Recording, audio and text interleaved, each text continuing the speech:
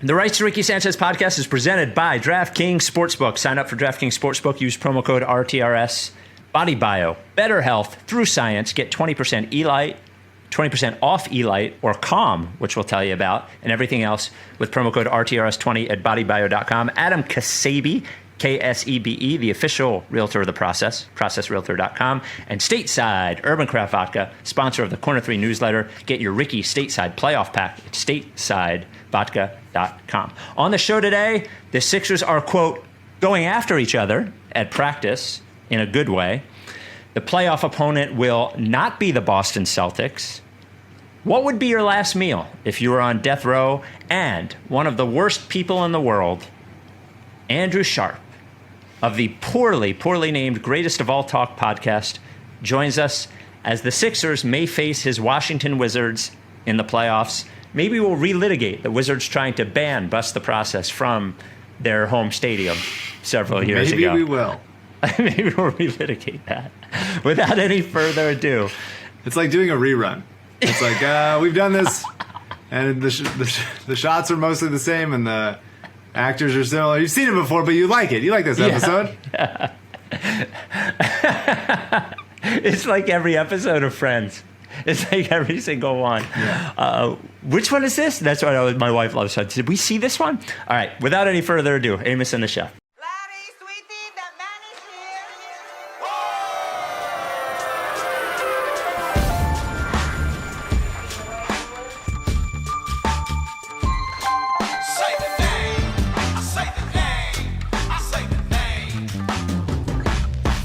We were right, y'all. We were right. Even when it went wrong, we were right. We was right, y'all. We were right. So say the name. Say the name. We were right, y'all. We were right. Even when it went wrong, we were right. We were right, y'all. We were right. So say the name. Say the name. Say the name.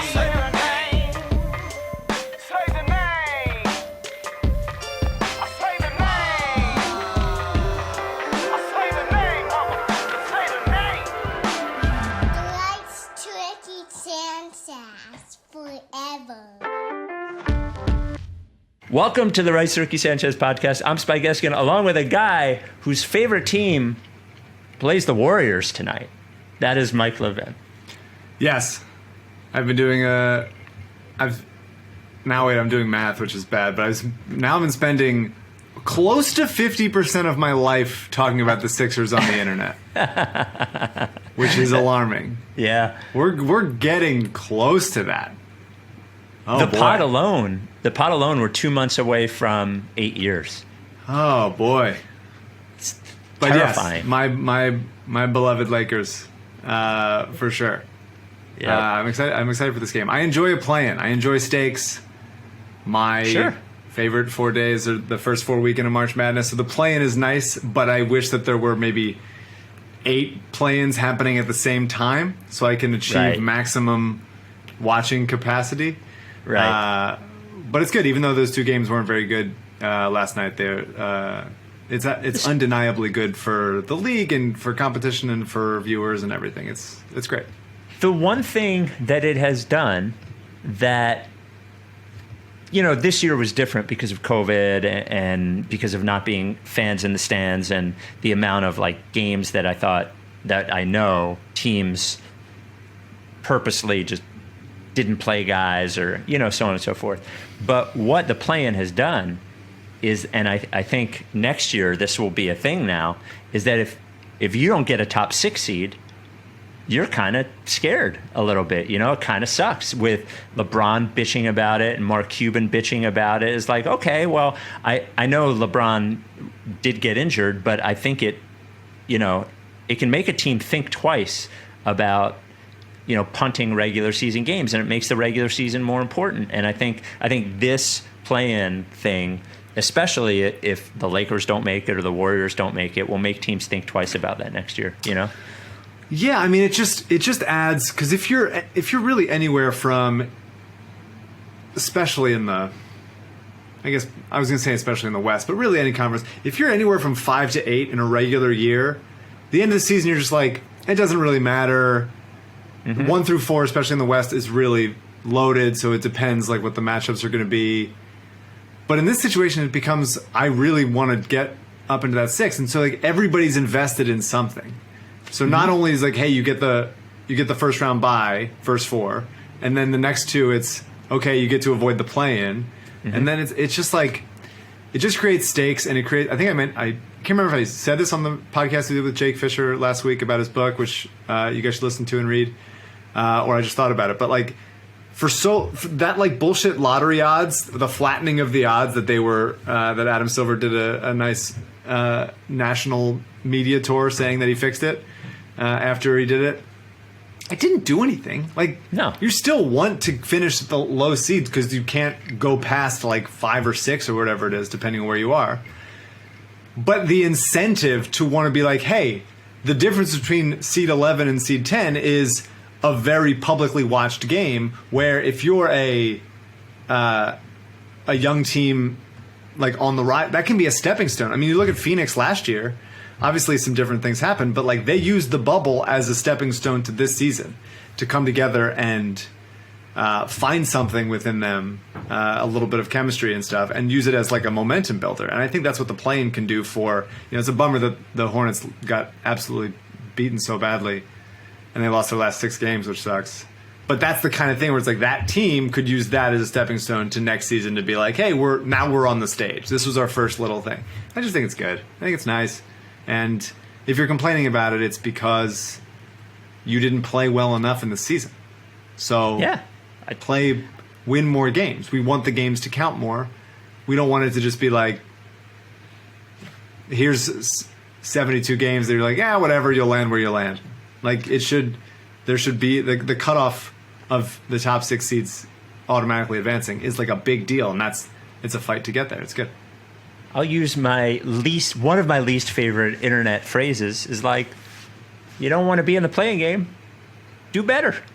just don't be the 7th seed. Yeah. If you're not the 7th seed, you won't be in the playing game. So we'll talk about this with Sharp, I think, but man, I would love to see the Warriors win tonight. Obviously, we're taping this before it, but I would love to see LeBron on the ropes. I just really, really, really would, Now, they'd play Memphis or San Antonio, which, there's a pretty stark drop-off there.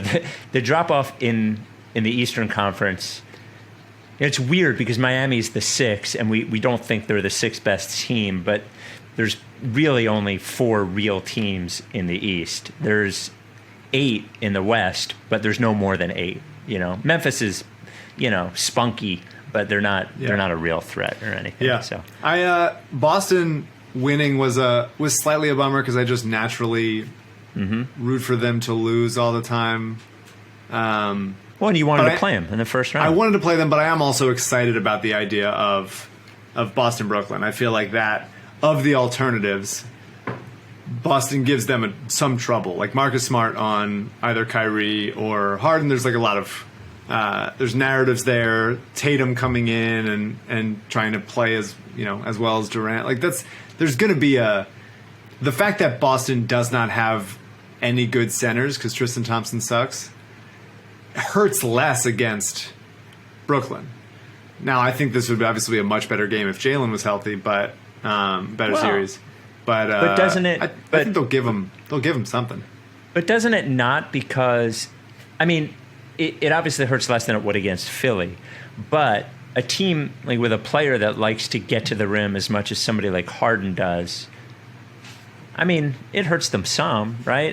Just not having like a real rim protector, I think probably hurts them. I think the best way to play against Brooklyn, and their offense is so good that it doesn't necessarily matter what you do, they're going to score. But I think the best way to play against them is to have 5 switchable defenders on the court at all times. And not to say that Boston does, but I think having a Brook Lopez type 5-man would be just hard. He's running out to cover Jeff Green on the perimeter, and they're screening with him for everything and letting him like stumble around against. It's going to happen probably. Stumble around against Kyrie and Harden and stuff. I think Boston at least can put out a lineup of like, here's, it's not like Kemba switching much, but Kemba can scoot around and follow Kyrie. But then between Marcus Smart and Tatum and Grant Williams and Peyton Pritchard tries, Aaron Nesmith has some ability. They're not good. They're especially thin, Boston, but I think, I don't know. I would love to see them take a game or two. I think they'll win one game. I think that's it. I think Boston, I'm not the first person to say this, but there's an eerie similarity to the 1926ers with Boston. And I think they're just waiting to fold. That's my prediction. But we'll see. We'll see what happens. Would you rather... And it's kind of a bummer. Well, only a bummer for me because I like watching Karis LeVert. But bummer for Indiana that they don't have LeVert for whatever the series is. I think if the Sixers end up playing Indiana, we already said it's going to be an easy path. Without LeVert, it makes it an easier path because LeVert seems to hurt us a little bit when they play him. Yeah. So we're going to talk to Sharp after. We'll talk to Sharp about the Wizards matchup possibility. Indiana's interesting. There's storylines with obviously TJ coming back and Malcolm Brogdon, and I feel like it's a storyline for us. Malcolm Brogdon, Rookie of the Year, finally give it back to us. Have they played him in the playoffs? No, they have not. No. So this would be it. We would get that back. We would get that trophy back. What else? It's a bummer about LeVert. Does it mean that he's not vaccinated and that's why has to miss like 10 to 12 days or something like that? Is that what that means officially? Well, they don't say. They don't right? say it officially, but I feel like the idea is like it's way relaxed if you have, I don't know, whatever. Right, but I guess it's possible that he could be vaccinated and like the Yankees had. Yeah, there's a couple 6 breakthrough people cases. test positive. Sure. Yeah, so who knows? I think it was just one. I think it was just one kid, but a bunch of people were close to that person. I think the reporting on it was weird. I remember it being. I don't know. I just read headlines. I should know. I'm Mr. Big Apple. Sure. I'll report. There you go. Yeah. Yeah. Already Yankees talk back on the podcast. Yeah. Indiana's interesting. I think. Without LeVert did a good job in that Brooklyn series a couple years ago. Yeah. When nobody else was really hitting anything on Brooklyn, and he sort of just took over and got hot. But Sabonis is really good. Embiid doesn't seem to have much trouble with him at all, but he is really good. I really like our shape. There will be a TJ game. TJ will be out for play. There will certainly be a TJ game. Absolutely. Yeah. Absolutely. He will be. Edmund Sumner flies around. Like, there's a... If the Pacers win, if they beat Wizards, we'll talk to Caitlin Cooper. We'll bring her back on. She previewed the Pacers a couple years ago for us. They're an interesting team. They seem like a frustrating team to watch, and it's been a frustrating season. There's been there was a mutiny with their head coach, basically, and that's been disputed somewhat, Nate Bjorkgren. TJ Warren decided to get elective surgery rather than play for him, which is a move that I deeply respect. And feels like would have happened to the Sixers at some point in time, maybe during the Eddie Jordan or Doug Collins era. It feels like that's like a storyline we in writers' rooms. You write little storylines on note cards, be like, hey, an episode about this, an episode about that. There was definitely an episode of the 2011 Sixers, which was guy gets elective surgery to not play for coach that. Well, that was definitely on the board. You're we never did that this season. Oh, right. Shit. Okay. I would have loved the arguments between you and me where I'm just fucking crushing that guy and you're defending his right to get the surgery. It's a good move. It's a good move. We almost have to do that episode just not to rob people of its existence. If you could get somebody else to pay for your surgery, that's the way to do it. I just got my car serviced today because my whatever free 2 years of free care it ends at the end of the month, and I'm getting that thing in. You're fucking paying for it. I'm not letting it go to waste. That's what getting elective surgery would be, to get paid for someone else to pay for your stuff. That's a great move. But yeah, weird. And it's a bummer that Miles Turner, who I know you don't like and think is good, but was having a good year for sure. I think I just don't think he's that good. I don't think anyone thinks he's that good. But especially and Embiid just has absolutely crushed him. He destroys him. Yeah, totally. But there's like length and positioning. By the way, Doug McDermott is good. He's legitimately good. I was very down on McDermott coming out of college. He was bad for a number of years. Good. There were a ton of people, your dad included, as a number of people as well, that wanted the Sixers to take Doug McDermott at like 3 in the Embiid year. Girardi, who else? Ton. Ed Rendell. Sure. Ed Rendell is just only bad takes. Guy has never even stumbled into a good take by accident. And so those kinds of, like, he's good. He's just good now. He's a great shooter, obviously. He flies around the perimeter. He cuts really hard, and I respect and appreciate that. And he's a decent ball handler, like in straight line drives. Like he finishes around the rim. I am pro Doug McDermott, and it's a surprise to me even that I am. He is the basketball version of a professional hitter, like of the baseball professional hitter. Yeah, good piece of hitting, kind of guy. Yes. Yep. Yeah. For sure. So, before I wanted to get to the YouTube comment, and also then we'll get to Sharp. But there weren't that many quotes out of Sixers practice today. There were a couple from Danny Green. The first one I just thought was funny. I believe that it's true, but I thought it was funny. Danny Green said the difference between last year and this year is that Doc Rivers set the culture and provided accountability. And I just thought to myself, it's like, dude, you weren't even here last year. He said that? Yes. Danny, you didn't even go here. What are you doing? You're not from here.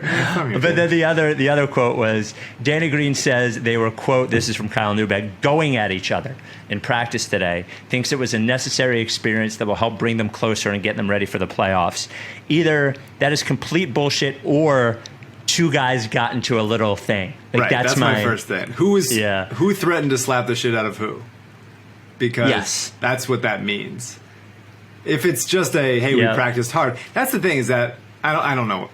Who knows? I'm going to act. The season has gone too well for me to assume that there was some secret fight, and I'm not going to care about it. I'm not going to acknowledge it. That I'm capping my own thoughts about there being like a big fight between, like, I don't know, friggin' Seth and Joel or something. That would be weird. It'd be a bad fight for him. But we haven't talked, like, this is the longest they've had a break for the whole season. Yeah. They went from horrible bubble to quick new team to, like, barely even getting to get in the gym with each other because of those, like, fall, early autumn, like, COVID restrictions, to then playing a marathon season. And even with, like, the vaccination schedules, the testing schedules, they've had to, like, come in. There was a line from Tobias like a week or two ago about him going, like, it felt like this was a vacation when he had, like, 1 day off. Yeah. And so the idea that they are getting time off right now to, like, chill, relax, reflect, maybe read a book, maybe some Tobias sponsored reading happening here, and just practice as a team. Like, Doc can put some stuff in. There were things that we've talked about, their transition defense, and that needs to be a thing that they clean up over this week. And the fact that they had a full week to do it, slight bummer that they don't know who their opponent is and won't know until tomorrow night. But even tomorrow night, they have still Friday and Saturday before the game on Sunday to scout and get ready for their opponent and everything. So it's really nice. And this is a more than home court advantage, I would say, because home court advantage is one game. It's one game difference. I would say more than home court advantage, the difference in having a week off from the end of the season, top 6 seed, and having to play in 1 or 2 games over the course of this week and fly around and stuff. The fact that they're just home, it's a really, really big deal. And I hope that I'm sure there's going to be some rust, but long term, I think this is a really very, very necessary gift to the teams that finish in the top 6 seed. A week off is incredible. Mike, I think it is a factor of the fact of seeding, because the Nets actually play the Bucks. But for the first time, the Sixers are have significantly shorter championship odds on DraftKings than the Bucks do. Interesting. It's well, I mean, yeah, it's pretty. I think the Bucks just have the harder path. Yeah, well, because they have to play the Heat. Yeah, right. They have to play the Heat and then the Nets. I mean, so the Nets are plus 250. The Lakers are plus 400. Clippers, who in my opinion have zero chance of winning the championship, are plus 500. Now they will, because I said it about Toronto, another Kawhi team. And then the Sixers are plus 650. The Bucks are plus 800. And then to win the conference, Nets are plus 110, but then Sixers are plus 300. Bucks plus 325. So we've come a long way, baby. You know, we did this all to be the second favorite to come out of the East. That's right. Yeah. And time for another victory lap. Yeah. Retreat Armageddon, second right. shortest odds to come out of the conference. DraftKings is where we get all our odds. That's where I bet on Sixers Live. I bet on Sixers games live because that's where I feel like I have the advantage. DraftKings has bigger promotions, and now they have one that is fun, I think. Hammer the over and score cash. So DraftKings Sportsbook gives you a chance to lower the over-under on a featured playoff game. So everyone who places a bet on the featured basketball game can lower the over-under, right? So for every 1,500 people who bet the over in any game, the over-under drops by 1 point. So like the more people that gang up and bet the over, it'll lower the over-under and give them a better chance to win. It's honestly seems like a terrible idea for DraftKings, but for you, seems like great. I would just search Twitter and see which one people are hammering. I have a pretty good, firm understanding of the GameStop situation. That's what this sounds like. Feels like this is what this promotion is, and I really get it. But it's voluntary on DraftKings' part. It's not like there's self game stopping. Yeah, that's what it's called, self game stopping. So go in, hammer the over. Just hammer it. Double your money by hammering the over, because every time you hammer the over, it's going to lower the over under. DraftKings Sportsbook, great odds and promotions on basketball, hockey, baseball, when football comes back, everything. There's I just looked at it. There's 25 sports you can bet on right now. I don't even know how. Safe, secure, reliable, make your deposits easily, withdraw easily, use the casino, play a little Sixers blackjack. They got not blackjack. Yeah, Sixers blackjack in there. I was wondering if it was blackjack. Yeah, Sixers blackjack. Download the top-rated DraftKings Sportsbook app now. Use promo code RTRS when you sign up to hammer the over. For every 1,500 people that bet the over in the featured game, the line will decrease by 1 point. Your chance to improve the odds of the over hitting. So tell your friends, tell your family. Team effort, obviously. Hammer the over, improve your odds of doubling your money. Promo code RTRS for a limited time, only at DraftKings Sportsbook. And the casino, like the blackjack, the poker, that's all in the same app. Must be 21 or older. New Jersey, Indiana, or PA only. Restrictions apply. Maximum $25 wager, one per customer. Offer ends 5/23/21. See DraftKings.com/sportsbook for details. Gambling problem? Call 1-800-GAMBLER. Or in Indiana, 1-800-9-WITH-IT. It is, somebody brought this up to me, it is a bit of a deficiency for the number one seed to find out last who they're playing. Yeah, but theoretically, they either have a team that finished around 500 or lost one game in the 7-8. I think ultimately... Not in the West. Even still, you still get a week off. It's not like... I mean, right now, it's one of two teams, and you have a bunch of scouts and assistant coaches that can determine, hey, this is our game plan if it's this team, this is our game plan if it's that team. So you're not starting, it's not a Royal Rumble where you're just like, who's it going to be? You're waiting for whoever to come out of the tunnel. I'm just saying, it is a little weird that the one seed seems to get the last part of that. But yes, it's obviously the worst team. Yeah. The Hard to Stomach YouTube comment of the week brought to you by Stateside Vodka, sponsor of the Corner 3 newsletter with Zoe. Make sure you get your Ricky playoff pack. Go to statesidevodka.com, go to the spirits section, and it's in there.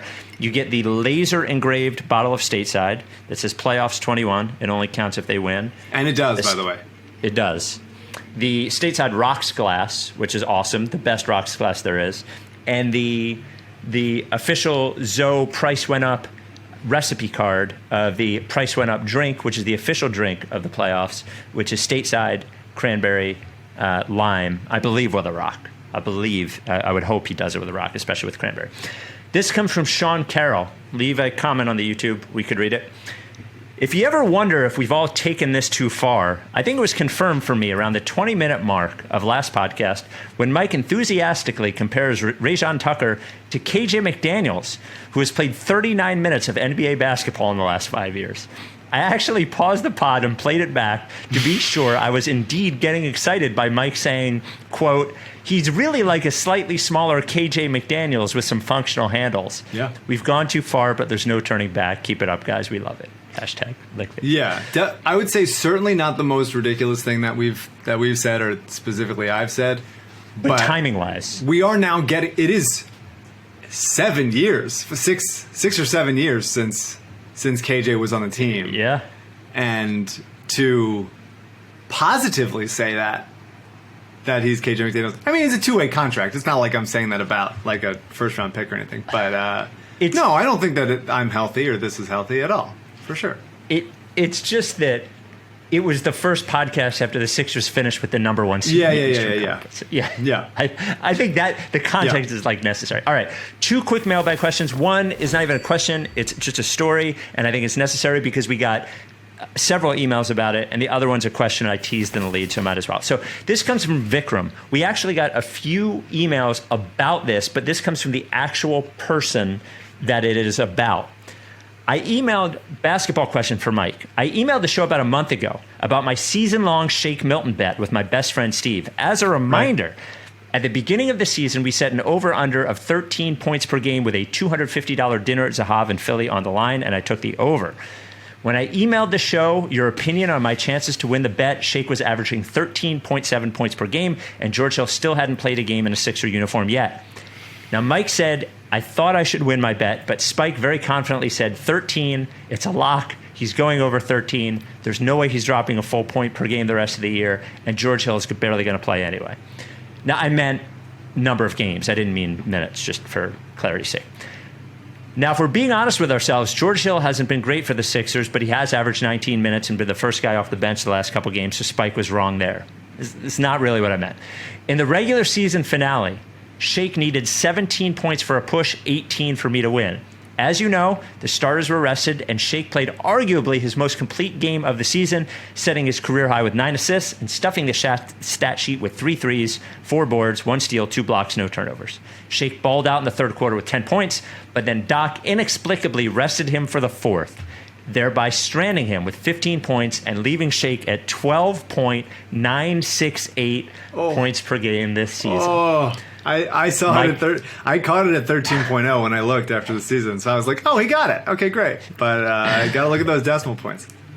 My question for Mike, do you think Spike jinxed my bet? And if so, should he have to join Steve and me for dinner and cover the bill with his newfound WFAN money? Wow, I like putting that on me, that I get to spend your money. So the answer is absolutely.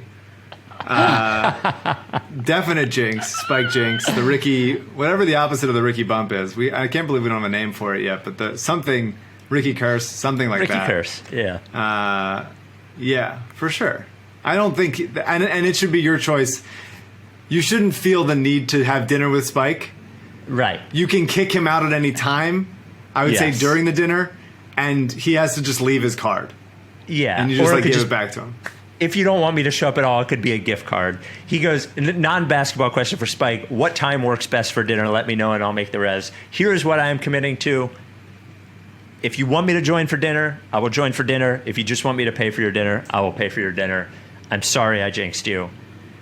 I'm sorry. I just really inexplicable. I really just thought George Hill was only going to play a couple games. The way he was talking, he didn't. It fucked it up. I'm sorry. And Maxey. I would say Maxey also has improved play. Yeah, for sure.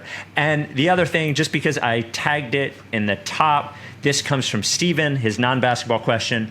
You're on death row, you're about to be executed, and they ask you what you want for your last meal. What do you choose? Well, after a long rant about how the death penalty is inhumane and it shouldn't exist and we shouldn't do that, let's qualify that. Assume that I said that and I made a bunch of great points because it's ridiculous and inhumane. But as far as the last meal goes, I feel like we've had this question before. I think I might have said this. I've become I think it happened like just before the pandemic. I tried Indian food for the first time. Oh, it's great. And it was always like, with my nut allergy, it's always just like dicey, and going to places that I've just never been or I don't know. Like, it's just like it's a little scary, and especially if it's like authentic Indian food where there's like a language barrier. Sometimes, like I just got worried. But I think I knew that the pandemic was coming and I was gonna die anyway, and so I was like, let's just try it. And since then, I've become very obsessed with Indian food, and I love it. It's great. And so I would have a huge array of Indian food and then die farting up a storm.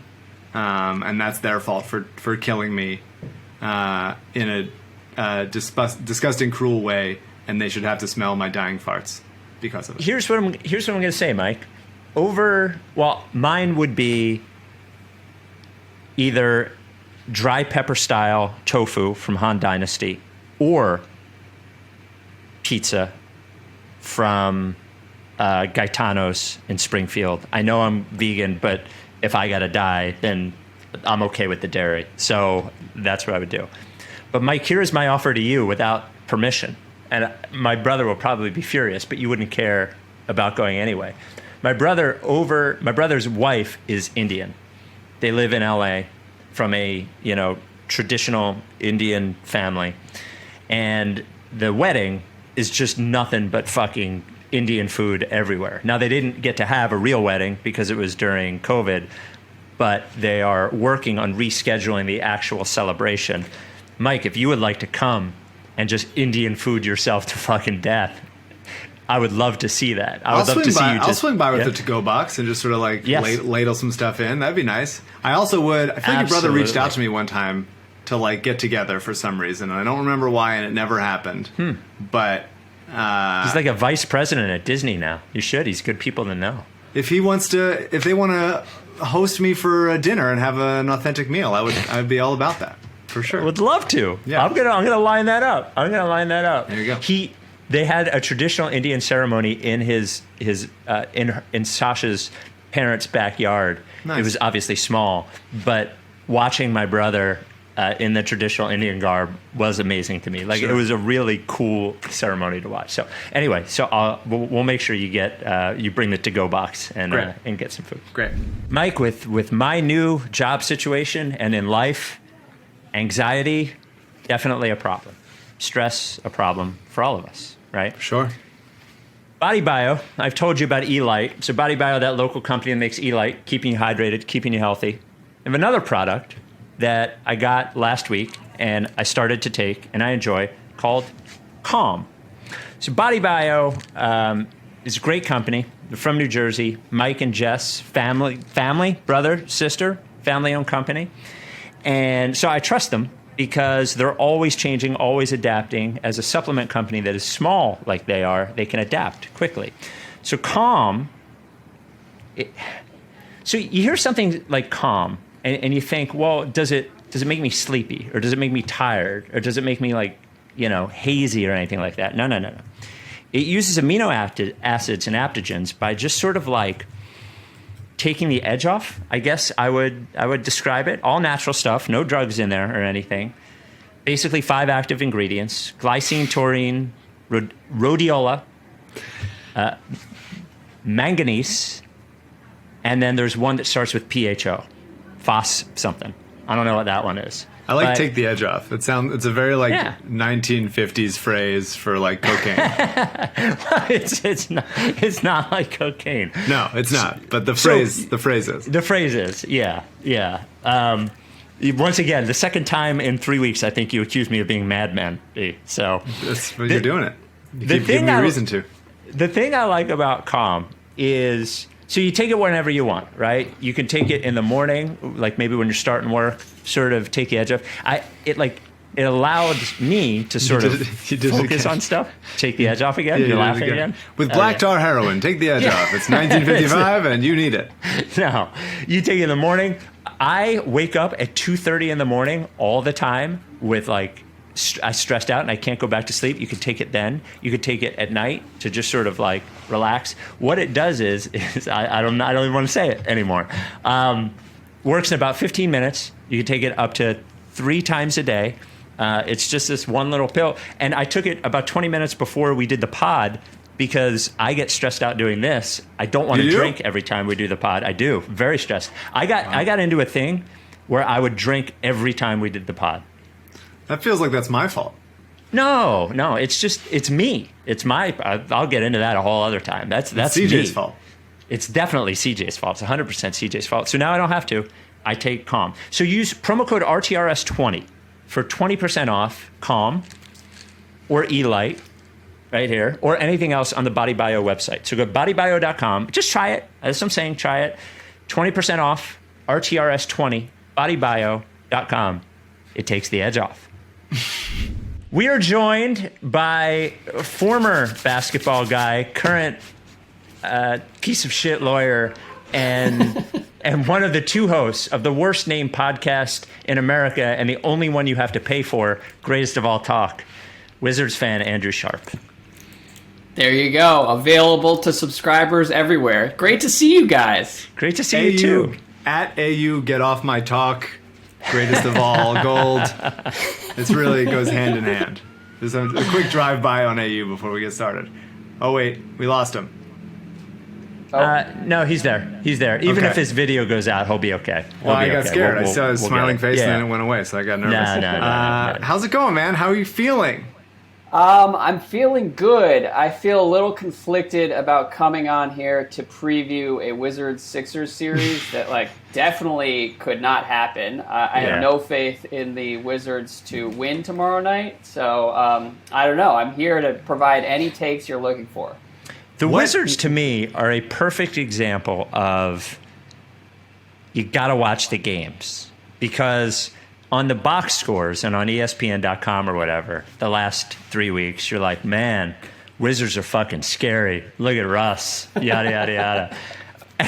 And then I watched the game and I was like, they fucking suck. Like, this team's terrible. So are they pretty good or are they terrible?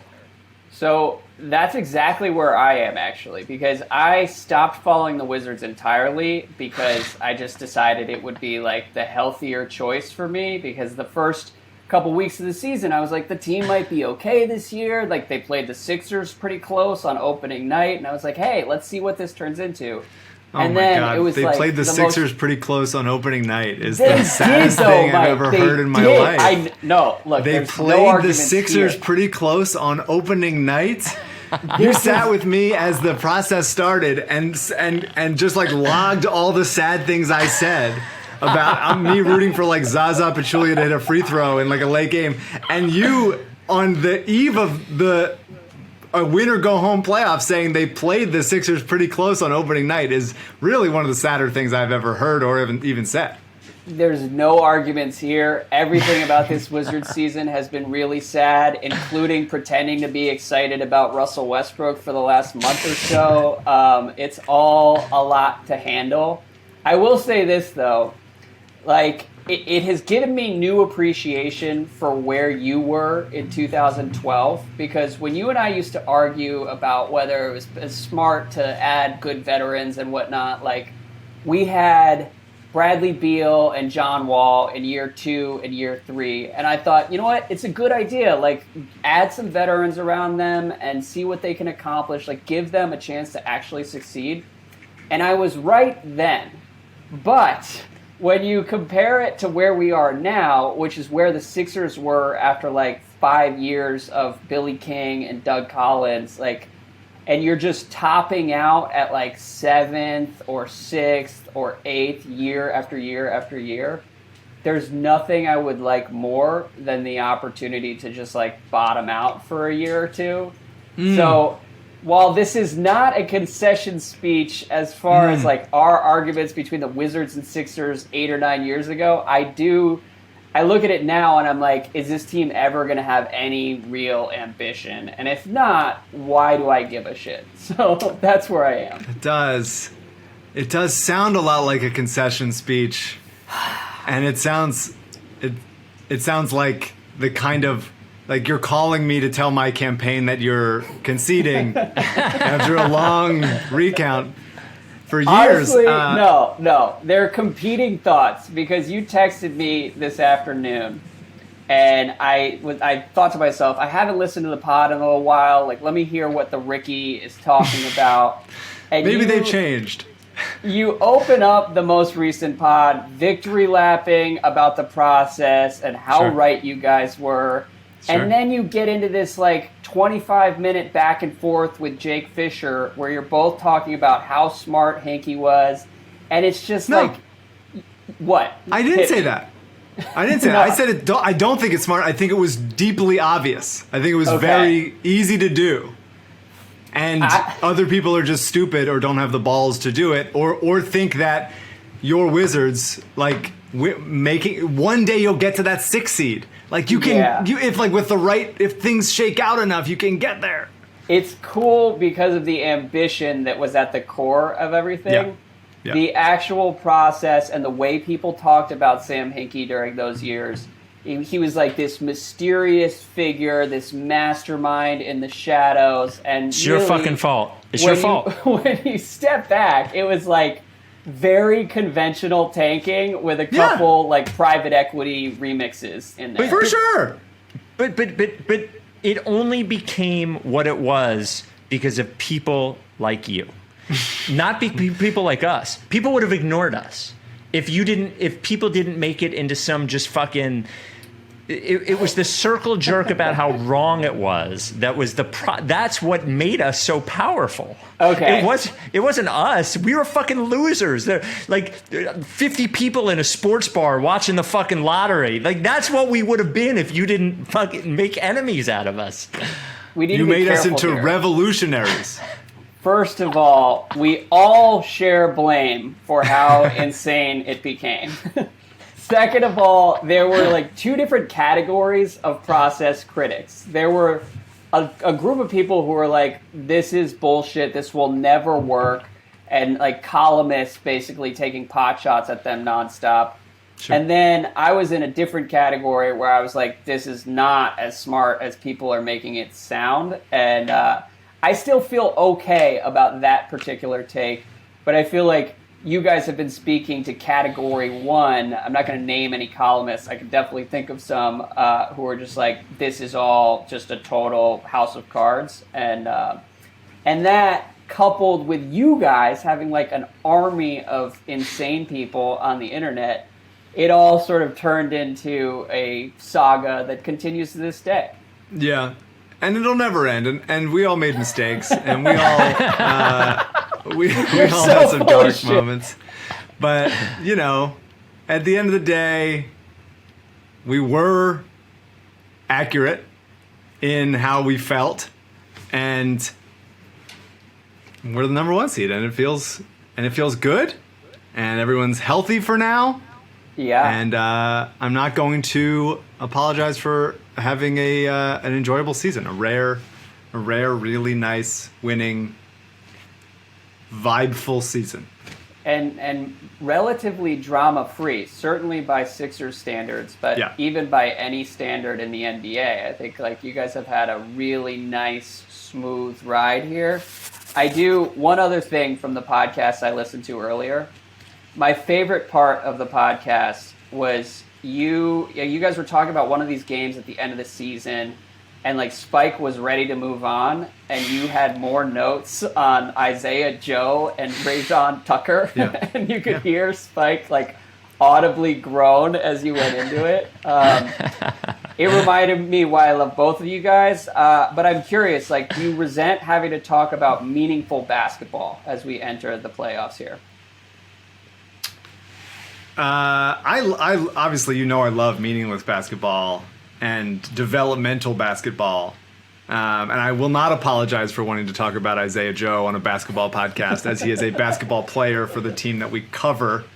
But it took, I'd say, now that this is the Sixers' 4th year in the playoffs in a row, I believe 4th year in hosting a playoff series too, right? They were top 4 seed each year. Yep. Well, not last year. There were 6 right, seed last there year. was 6. Oh, last year didn't Yeah. count. But Yeah. this is just the life now. I know it's hard for you to imagine as a lowly Wizards fan, but now you get into a place where, like, you know, I've been living with Alyssa for so long, and I think some of the Lakers winning energy has sort of glommed onto me a little bit, and I'm just used to winning and being there and being relevant. And so covering meaningful games, playoff games, it's just, I guess that's just our curse now, I think. Yeah. No more Rajon Tucker hours. Well, meaningful minute. I don't not like talking about meaningful basketball. I do miss the carefree part of the first part of this. Like, it is nice to be, it's like the first day of class when all you're getting the syllabus, or the first few days of a new job where, like, you don't know how to do anything anyway, so you're just going to HR and collecting a paycheck. You're filling out all the forms. That's what the first couple of years were like. And that was, though the losing streaks got a little intense every once in a while, I do miss that a little bit. I do miss the idea that the season always ended fine for us. Yeah. It just ended. I'm getting a doctorate in the Sixers at this point. We're in grad school. We're beyond. I'm like triple degreeing on this team. Like, I know what I'm doing at this point. And I'm not saying it's good or not, but I really know how to talk about the Sixers in the way that I talk about the Sixers. So it doesn't feel like anything other than like what I was bred to do. I have good news, Mike. Very, very good news. Good news is I finally got to, there's a couple of our sponsors that I know very, very well, and I know they do very good work, but I haven't been able to really use them before because there hasn't been a situation in my life that called for it. Now, Adam Kasabi gave me the official realtor of the process, gave me a person to refinance my home, which I did. But now, since I'm moving to New York to go work up there while moving to New Jersey, I needed 2 separate realtors.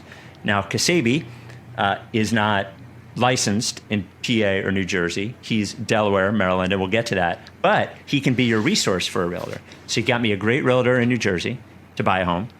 He got me a great realtor in PA to eventually sell my home. And, you know, it's a crazy time in real estate, as you know, as you've said before, but I got to use Kasabi, Ksebe. Great time to get a beach house. Delaware beaches, look, the interest rates are super low. Summer's coming up. What you do, you buy the beach house in Delaware, $1,500 in, property taxes in Delaware. As I'm learning, very different New Jersey. Very, very fucking different New Jersey. That's why Kasabi and his team focus on Delaware. Rehoboth, Lewis, Dewey. What's another beach down there? Give me. There's got to be another one. Rehoboth, Lewis, Dewey. I know there's a couple other ones.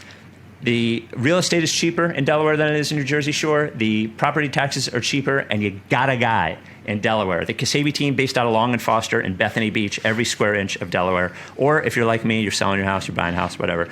302-864-8643. 302-864-8643. Call them or text them. Email them. Adam@processrealtor.com. It's Adam Kasabi, Ksebe, the official realtor of the process. Well, Sure. you definitely have your own distinct lane, and I salute you for it. We're almost a decade into this podcast, Sharp. Just so you're aware. So here's my question for you about the Wizards. Bradley Beal committed to the Wizards, wants to be there, yada yada yada.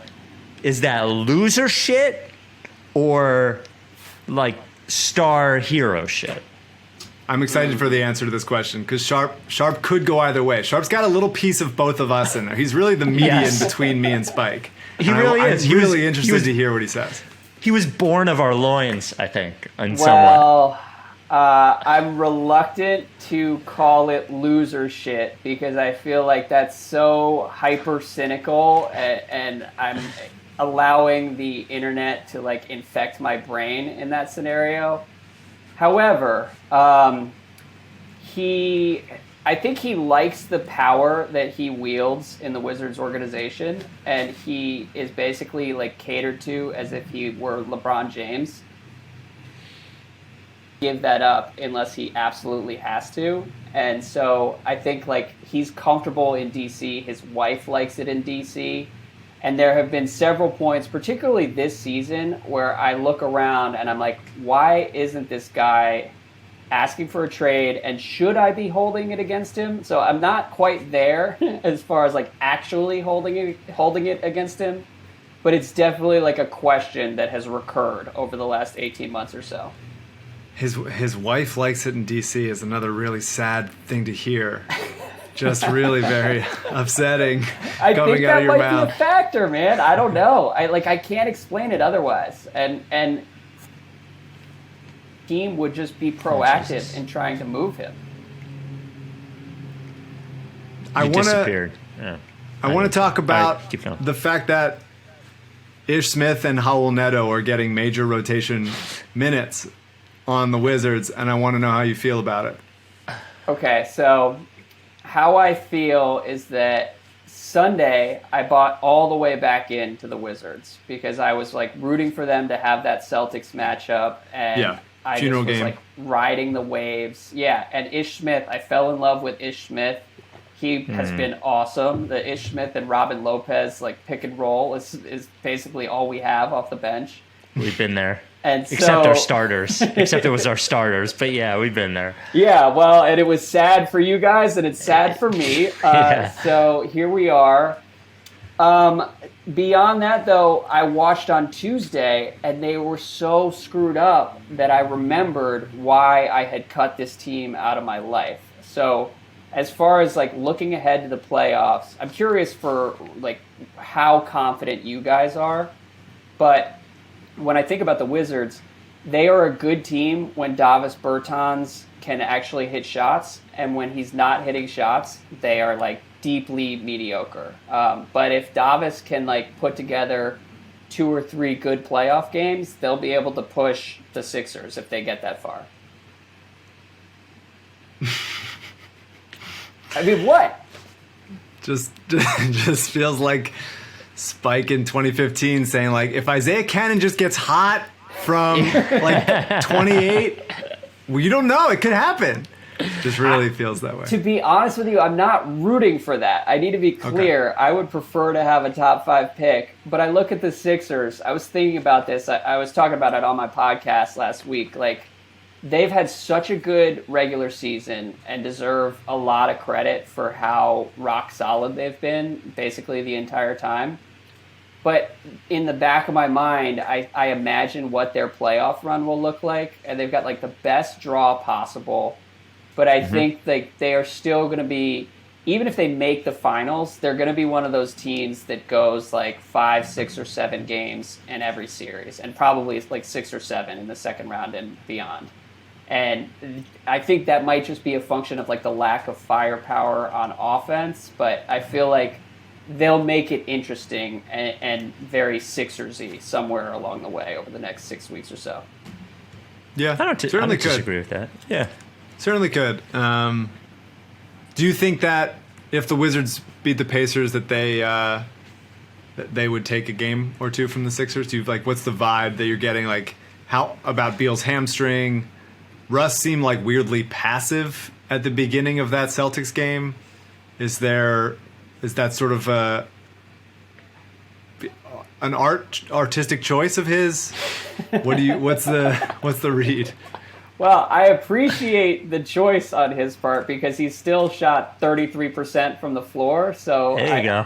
Passive is probably good in that situation. Yeah, I don't know. I mean, like Rui Hachimura, helpful on offense. He's got like the worst defensive IQ of any player I've ever seen, maybe. And had 5 fouls in 10 minutes for most of the Celtics games. So they're a mess, but I think they'll be frisky against the Sixers because, like, the one thing that Washington can do is they can score, and I think, like, as good as the Sixers' defense is, some of their offense you're not going to be able to take away. So I think, like, a shootout against Brooklyn would have been 4 games, maybe 5, but I think they could, like, mix it up with the Sixers and hang for a little while there. Well, Beal seems to average 40 points a game against the Sixers, so I could imagine that happening. You know, you mentioned your podcast, and look, I don't expect you to respond to this, and I'm certainly not trying to put you in any sort of uncomfortable situation. And I'm just saying this because I pay for your podcast and I listen to it. But I'm just saying, if Ben Golliver continues to duck my emails, you're not getting my $6 a month anymore. What are you emailing Ben Golliver about? Because I have incredible problems. I email the show account, so in fairness, I don't know who reads them, but he's a hypocrite. He's an enormous hypocrite. All he did for years was say that Devin Booker's not a winning player. Let me see him play some defense. Blah, blah, blah, blah. It's a decent Ben Golliver voice, I will say. Devin Booker is on the team that has the second best record in the NBA and a very good defense that he's a part of. And it's not like, by the way, they're also 8-0 in the bubble. There's no come to Jesus shit with Ben, but he continues to stroke the mane of Nikola Jokic and what's it called? And Luka Doncic, both white. I'm just saying, both doughy white guys who are bad at defense, who have not won anything. And if they would be better at defense, their teams would be better. And there's no comment about it. There's nothing. And he just needs to admit he was wrong about Devin Booker. He was fucking wrong, and he's a hypocrite. And just fucking say it. What Spike is saying is that the apology needs to be as loud as the disrespect was. The famous Trae Young quote.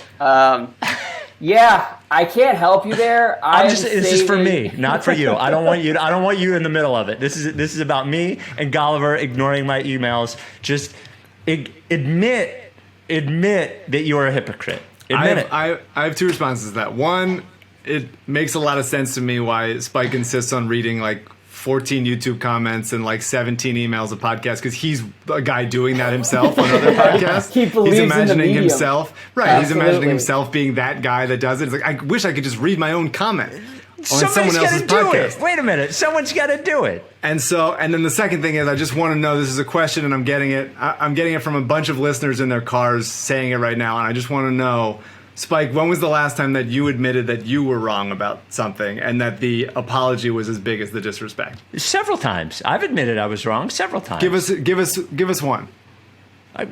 Give me the last 3 times I was wrong, and I'll tell you if I was wrong. I told you I was wrong about Dwight Howard. I gave myself an award for being wrong about Dwight Howard. Okay, Dwight Howard, sure.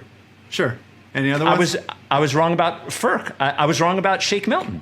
Like I said one preseason, and I said this too. I said during Summer League that Mariel Shayok would play more minutes that year than Shake Milton. I was wrong about these are like fringe later on the roster. One any bigger? You're talking about Luka and Booker and Jokic. Any other in that area? Well, what else do you want me to like?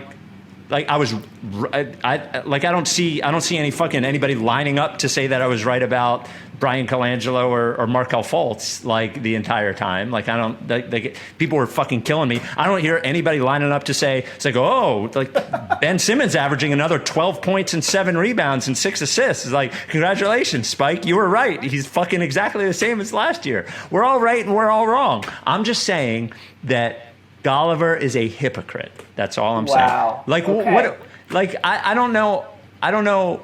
Like, I was wrong about the. I even said this podcast that I was wrong about the Raptors falling apart. I said the Raptors were going to fall apart last year, or that when they won the championship, and they never did. I've been wrong plenty. We're all right and we're all wrong. We're not general managers. We don't get paid to be right. We just get paid to talk. I'm not speaking for myself. I'm speaking from a bunch of text messages I got and some emails and some tweets. A lot of people confused about some Jimmy Butler talk last time. A lot of people just with a lot of questions about that. And that's all I'm saying. I'm a vessel for other people. I've actually turned my own editorializing off, and I'm just speaking. The comments are speaking through me. I'm gone. Seems like somebody's reading tweets. Somebody's reading tweets and reacting to tweets and reading tweets. Not me. Sounds like somebody else. Yeah. Everyone seemed like unable to understand that This Jimmy is like Butler therapy, by the way, and I love being here for it. Everybody seems unable to understand that Jimmy Butler could A, be able to beat the Sixers, but B, also not be able to be the primary offensive option on a championship team. Like, beating the Sixers doesn't make you fucking Michael Jordan in 1996. It means that you beat the Sixers. It's not beating the Warriors on your own. It doesn't make him fucking LeBron 5 years ago. The fact that I said that he wouldn't lose to the Sixers is a statement about how he feels about the Sixers, not a statement about that I think Jimmy Butler's a top 5 player in the NBA. He's like the 17th best player in the NBA. I think that is totally fair. So Bradley Beal's probably right around the same thing, and he could probably beat the Sixers too, not with this team, but I think he could probably single-handedly beat the Sixers. Well, That's here's it. what I can promise you, Spike. As Yes. a loyal subscriber, we Yes. will address the Devin Booker email. They love their fans. They love their fans. It's a huge integral part of the community. Well, Absolutely. I hear you reading the email from the Mormon girl every time she writes in, but me, I get ignored. Totally. No, look, go.supportingcast.fm. Everybody subscribe, and you can hear Ben Golliver's response to this. Honestly, you quoted the email almost verbatim. I think you did actively call him a hypocrite in the email, so to get a sense for why we didn't read it, but we will. I'm curious, do you guys think, Mike, do you believe in Devin Booker? I know Spike does. With Chris Paul on the team, I would say yeah.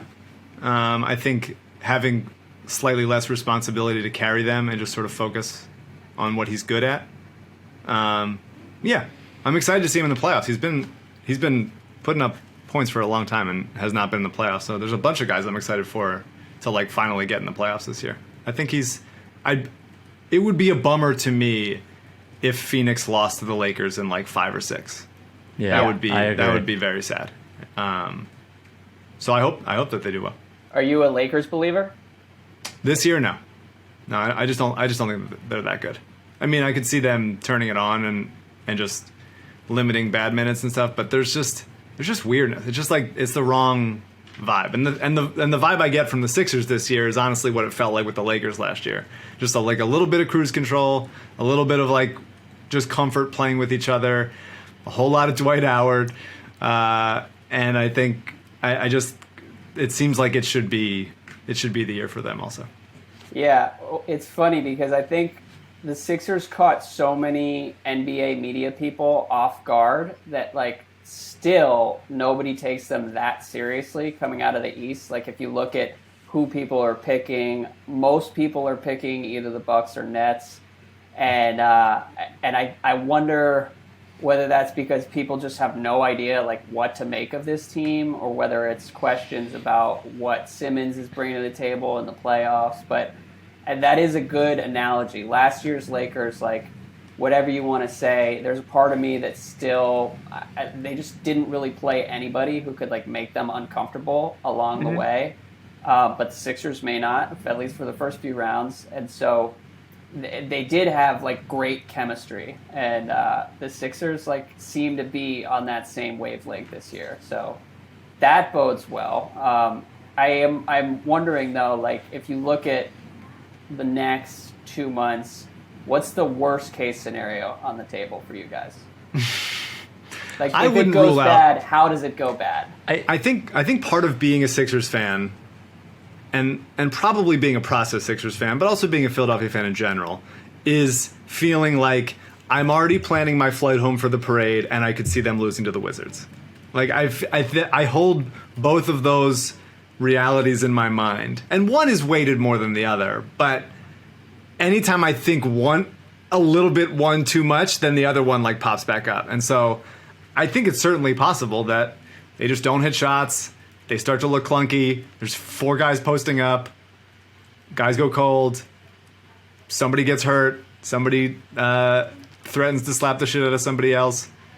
And it just, Doc doesn't adjust. Like, I don't think it's going to be a cakewalk, even though the schedule or the matchups has worked out in their favor. But I don't think it's a big chance of it happening. But I think there's a there's a chance, some small percentage chance that it falls apart quickly. Yeah. And if that happens, Spike, what do you think happens after that? You'll never hear from me again. Yeah. If they don't get to the finals, I think I think Ben is probably gone. Unless they're just as a function of what they need, not as a function of they can't have them on the team.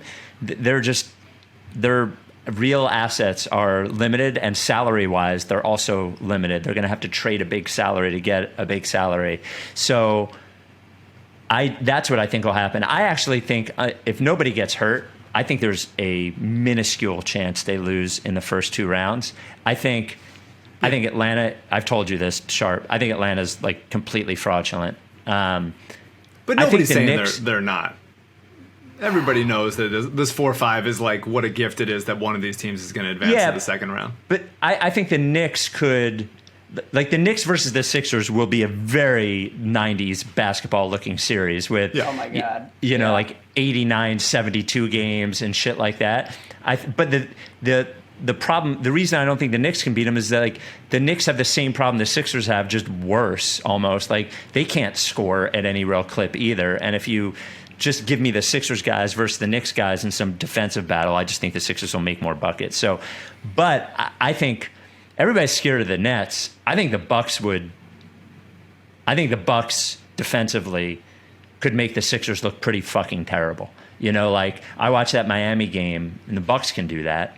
And the Bucks are a good defensive team, and the Sixers are just like, they're going to run into that thing, man, where it gets hard to score, and that's the problem. But I think they get to the Eastern Conference Finals pretty easily.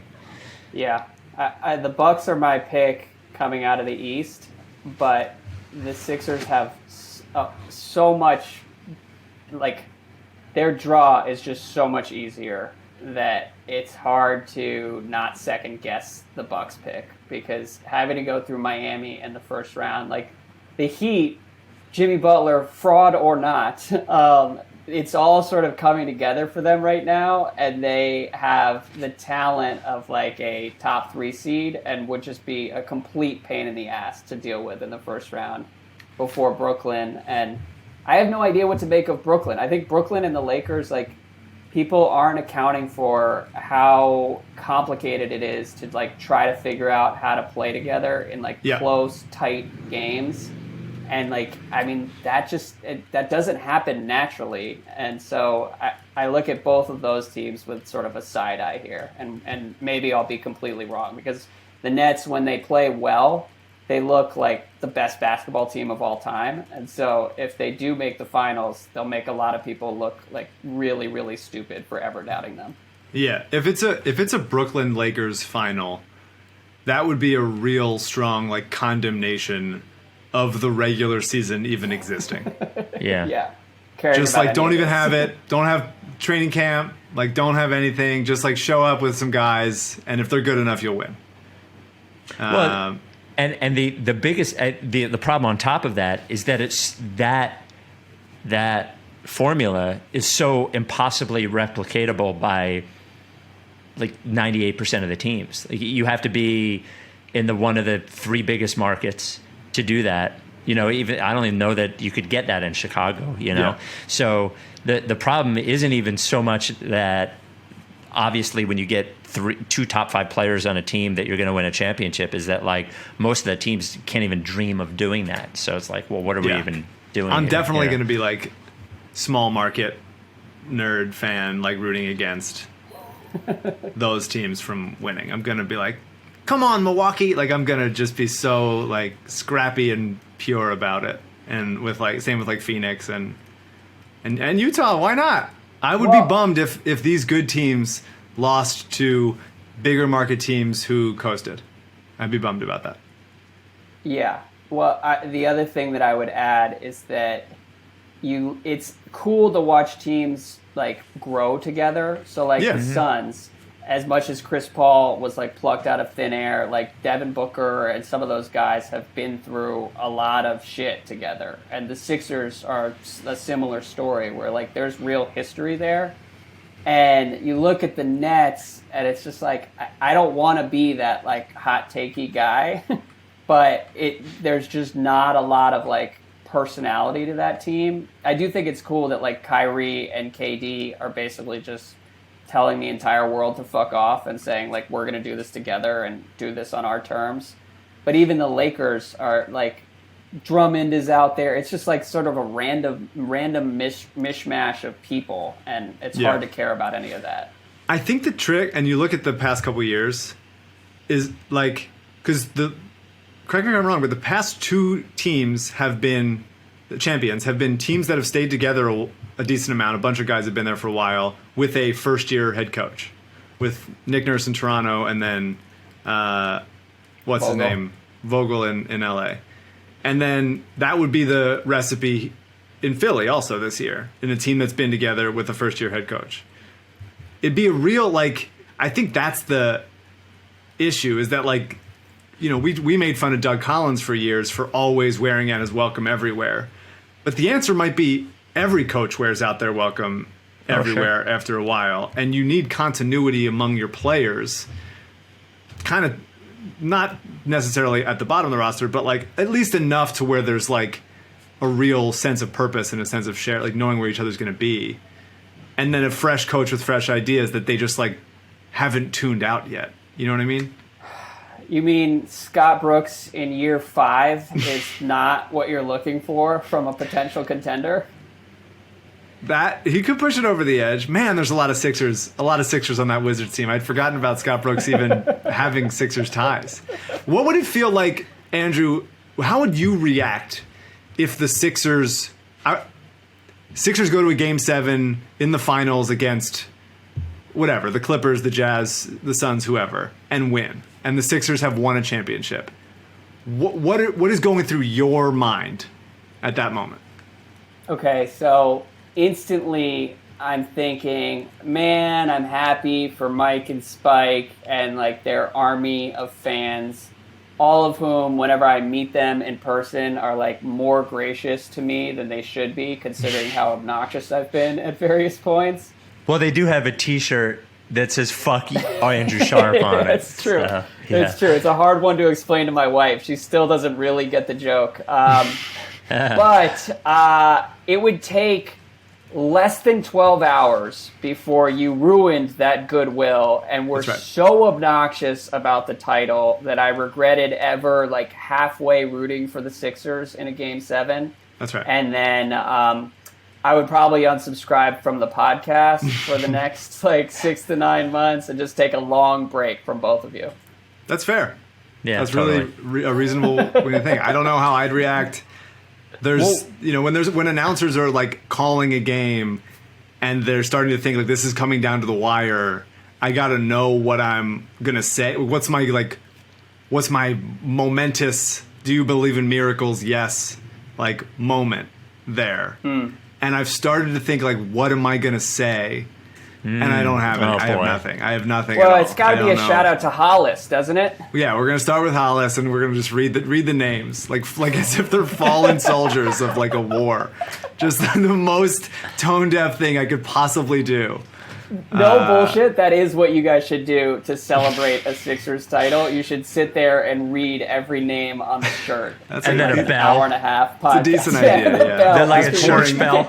Yeah, pouring water, like sticking your fit, like at Passover. They do like the blood of the, like they just run through the 12 plagues, and you just do like a little like drop of wine every plague. That'd be us. It'd be so good. Yeah. Well, we're gonna do our playoff pods. We're gonna do our playoff pods live. They're gonna be live on like YouTube and stuff. So, I think just the shared experience of doing that with the people who listen and watch would be. Are we doing a live fun. podcast after every playoff game? Yeah, assuming that we're doing a pod after a playoff game, and we should do it live if we can. I gotta watch myself. I'm gonna say some stupid shit once it gets pretty intense. I gotta really We immediately be like on a 7-second delay. CJ on the thing like Mike's gonna ruin his career if he says this. Like just some button just to make sure like the muting happens. It's a real emotional roller coaster with you, and I don't think you're prepared for how volatile this is going to get. But it's fun. I mean, the Sixers have a real shot. I do think like 6 to 7 months of mostly good news doesn't bode well because the other shoe is about to drop. So prepare yourself for that. I'll make sure to tune in live on YouTube to see your reaction. Great. So what is in store for the Greatest of All Talk podcast? More stories about Ben walking and liking doughy white basketball players? A lot of birding, a lot of Legos. No, we honestly, the playoffs are going to be a lot of fun. And I put together my own list of my top 25 players in the playoff field, which we're going to walk through this weekend, I believe. So give us a taste. How many Sixers are in that top 25? 2 Sixers. Actually, now that I think about it, it's the top 30. I think Ben Simmons was either 29 or 30, and Embiid is 7th, I think. He's behind Jokic, which is upsetting. But Embiid is a top 5, maybe top 3 guy if he can stay healthy and stay like in shape. But I've never seen him do that for an entire playoff run. So I want to see him do that before I. This is the first time he's AD. This is the first time Ben and Joel will be healthy for the playoffs at the same time. It's just never happened. Totally.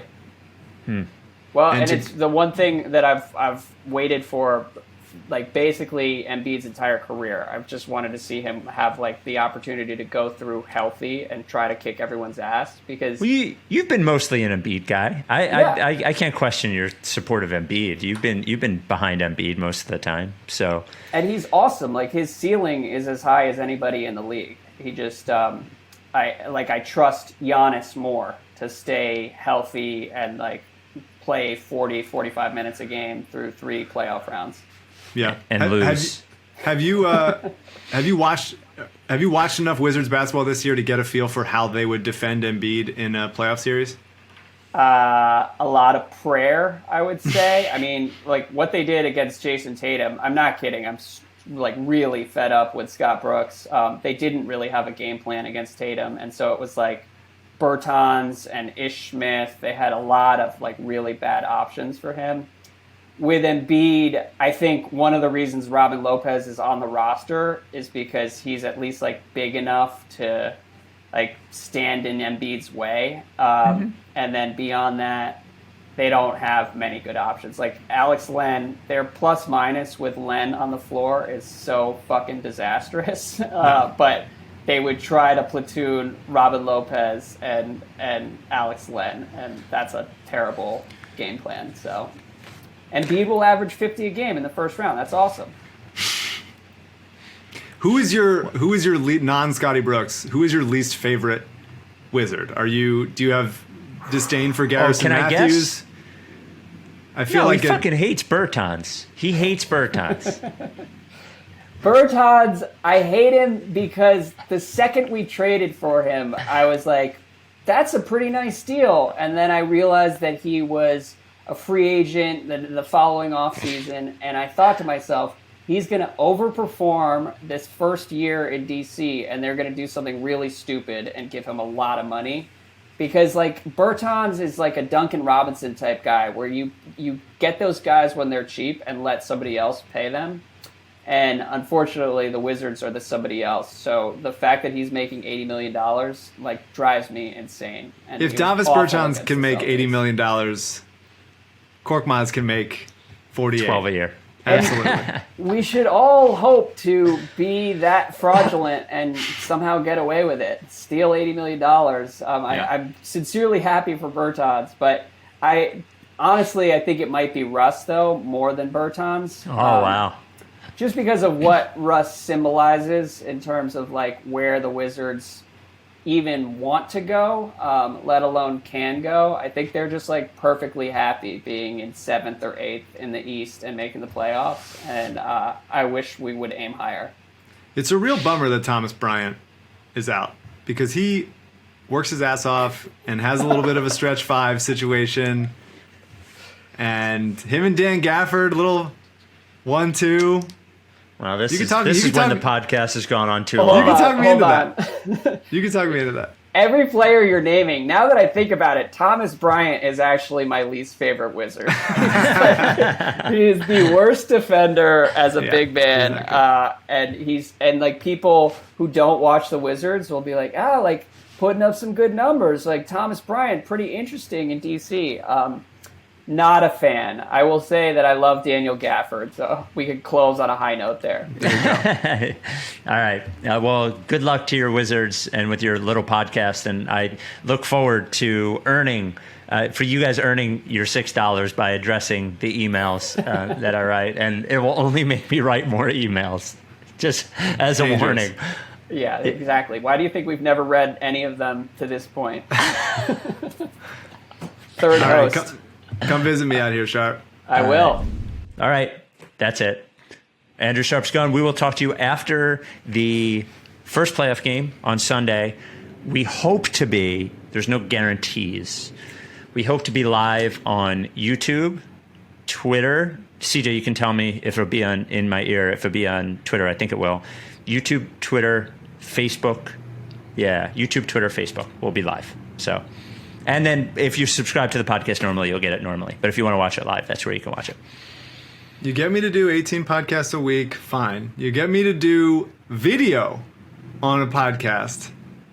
I did it kicking and screaming. And now we're going live for a playoff. This is a long con for me to say something that will ruin my life, to get thrown in jail for saying something stupid, offensive. I don't know what I'm going to say, but I can't be held liable after a game, and now I have no guardrails. No, cut that out of the podcast, nothing. And I don't know what's going to happen, but I guess I'm agreeing to it. 8 years, we've only cut one thing out of the podcast, and it was a fight That's about not true. Mike Alfranco. You've cut plenty of things out of the podcast. That's not true. I think we didn't air one and we cut the Mike Alfranco part out. It's not like I go back and take out, like, you're not like a loose cannon. I think you're okay. Fingers crossed. All right, we'll talk to you Sunday. Are you down with TTP? Yeah. You know, playoffs lick face. If you don't fuck with me, then I won't fuck with you. If you don't fuck with me, then I won't fuck with you. but if you fuck with me, I'm gonna fucking kill you! Time for plan B.